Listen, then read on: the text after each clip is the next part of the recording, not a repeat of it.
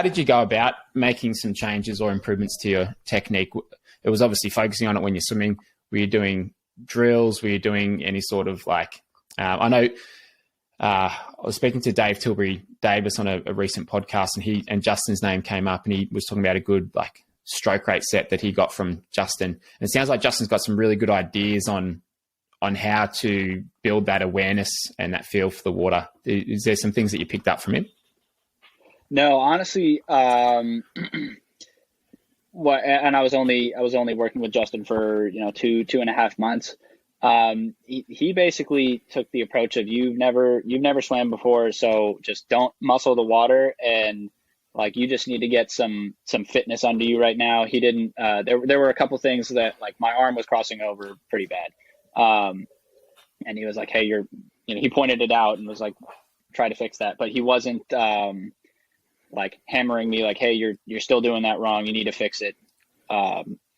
So the process of changing my technique really started when I came back to New Hampshire, and that was the whole reason I came back, is I had been told enough, and I felt like I had seen enough that if I want to be the best, I need to have perfect technique. The difference for me in this sport is going to be, can I swim front pack? Because there are guys who can pretty much run and bike as well or better than I can, who are also swimming front pack. So if I want to compete, I have to swim front pack. And I truly believe that starts with having just really, really good technique. And so my coach, James, is all about that. And pretty much every day he's like, here, okay, well, to start, like, these are the things you need to work on. And every single day he would tell me, hey, you're slipping, your arm's still crossing over. Or when you get tired, your arm's still crossing over. Or, you're not really rotating at all. So, so the crossover, that was just a fix it while you're swimming, no drills. But like rotating, would do lots of just side swim and 6-kick switch, stuff like that. So there were drills, but a lot of it was just, hey, point it out, feel how to do it correctly, and just try to make the change while you're swimming.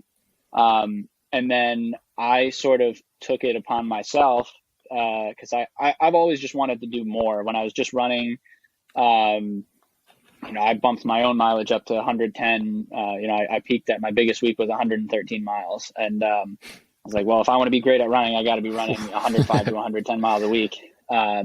So what James was having me do wasn't enough. So I would do, ankle stretches where I try to sit on my feet for basically as long as I can, so I can, reduce the drag from just having a, L-shaped ankle.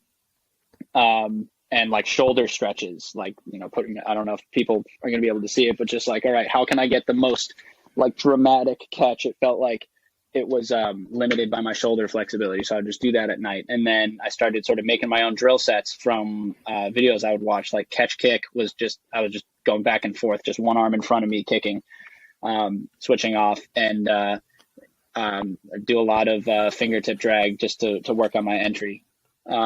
So a lot of it was started with just trying to correct it while I'm swimming. And now it's definitely a mix of both. I do a lot of drills. I try to do drills pretty much at some point every day, either on my warm up or on the cool down.